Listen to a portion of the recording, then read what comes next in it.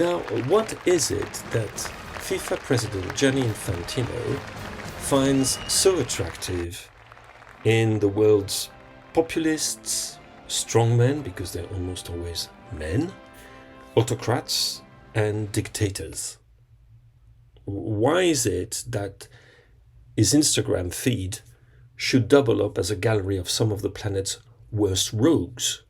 Now, of course, realpolitik demands that there are times when personal feelings, moral judgment, and even enmities should be set aside to engage with people that we might find repulsive, because the greater good demands it. You have to dine with the devil at some point, but what matters is the length of the spoon. And when it comes to Gianni Infantino, that spoon is so small that his nose might as well be in the bowl. There's Donald Trump, of course. His enthusiasm for Trump seems to be growing as the White House smashes another pillar of American democracy. He's filmed laughing when Trump suggests that the Gulf of Mexico should be renamed the Gulf of America. He talks about his great friendship with the US president. And he says, together, we will make not only America great again, but also the entire world, of course, because football or soccer unites the world. Then, at the Future Investment Initiative Priorities Summit in Miami just a few weeks ago, hours after Trump had insulted Volodymyr Zelensky and called him a dictator, he presents the US president with a football embossed with his name, and he beams when Trump addresses him from the rostrum. He stands up when he's asked to. He's only 2 seats away from Elon Musk. He acknowledges the commander-in-chief's compliments, his hand tapping his heart. And then he takes to social media to congratulate Trump for a speech that puts peace and unity at the center of everything. Now you will say, of course, the USA will host the 2026 World Cup. Infantino has to meet Trump. Yeah, but so will Mexico and Canada. Yet Infantino still hasn't found the time to arrange a single meeting with either Mexican President Claudia Sheinbaum or the leader of the governing Liberal Party in Canada, be it Justin Trudeau or Mark Carney. He's found time, though, to meet Mohammed bin Salman, the Crown Prince of Saudi Arabia. In fact, just after the F11 or FII Priorities Summit, Infantino took a Qatari jet to Riyadh to celebrate the Saudi founding day alongside MBS. He's become a champion of the Arab Kingdom. He starred in a PR video for Saudi Arabia, parroting the official line that the country was transforming. In 2022, he met MBS at least 3 times, and on and on and on. Now, why does he do that? Well, it's not very complicated. Saudi Arabia has become FIFA's #1 banker. That's as simple as that. Then there's Vladimir Putin. Now, Vladimir Putin, and Russia, Gianni didn't decide that Russia should be the host of the 2018 World Cup. He was just UEFA General Secretary at the time of the vote, so nothing to do with him. He has to go there. Yeah, he has to go there, but in 2019, he visited the Kremlin, 23rd of May 2019 to be precise, to receive the Order of Friendship Medal, which Putin himself in person pinned on his jacket. The ceremony was broadcast live on Russian state television. Now, you would say it's part of the diplomatic game. He couldn't refuse an honor which was meant to reflect on all of FIFA. Yeah, but you say, okay, but since then, there's been a few problems. Russia has invaded Ukraine, pillaging, kidnapping children, raping, murdering civilians, executing prisoners of war.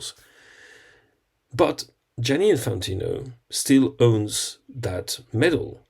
We asked FIFA if Infantino had returned the medal, but FIFA chose not to reply. And we're not the only ones to have asked, and nobody has ever received a reply, which makes us think he's still got it. Now, this gallery of rogues we were talking about, everybody's there. Milei, Bolsonaro, Duterte, Modi, Orban, Erdogan, Museveni, Biya, Aliyev, Bukele, Mohammed bin Zayed, Rouhani, but there's one very special friend, which we haven't quoted yet. It's the president of Rwanda, Paul Kagame, who was re-elected for a 4th consecutive term in office with 99.1% of the votes in June 2024. Rwanda's human rights record is one of the worst in Africa, in fact, the world. The Kagame regime routinely resorts to arrests, arbitrary detention, and torture to silence critics, and it is suspected of being responsible for the assassination of several prominent opposition figures who had sought refuge abroad. And also, Rwanda is actively supporting, with troops, the M23 rebels in neighboring Democratic Republic of Congo, where they've been responsible for appalling war crimes, including the summary execution of children. And on 21st February of this year, the UN Security Council passed a unanimous motion condemning Rwanda for its role in Eastern Congo violence and ordering Kagame to withdraw his troops from the region. Yet, what has happened? Has there been any cooling in the relationship between Infantino and the man he calls an outstanding partner? Absolutely not. In fact, the two men have met more often than you would expect, far more often, because Rwanda is almost nothing in African football in terms of the national side. It's very important politically speaking, though. But we have found that he has held at least 9 head-to-head meetings between February 2017 and July 2024. That is quite extraordinary. But why should he be so infatuated with Kagame? It's very simple. Kagame is a very powerful and influential man in Africa, and the African vote, that's 54 out of 211 FIFA member associations.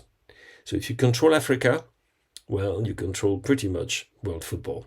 It's just too bad that this most useful of allies happens to be a dictator. So you wonder, that's no longer real politics. So what is it? Is it a game? Is it vanity?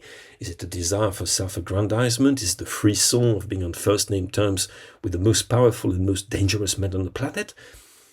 Could it be that he thinks this is the only way you can have any kind of dialogue with these people? Or could it be that Infantino sees something of himself in them? Because the methods he has used to acquire and consolidate power at the head of FIFA do bear resemblance to those used by autocrats from time immemorial. First, you use the institution itself to hollow it out, and you present this as a necessary reform. You get rid of the system of checks and balances, which wasn't working anyway. You place the judiciary under the direct control of the executive by replacing independently minded magistrates with personal nominees whose loyalty is not in doubt. You make sure that no opposition will have to be faced when crucial votes are held, be it for the FIFA presidency or for the choice of World Cup venues. You do away with votes altogether if you can, by using acclamations instead.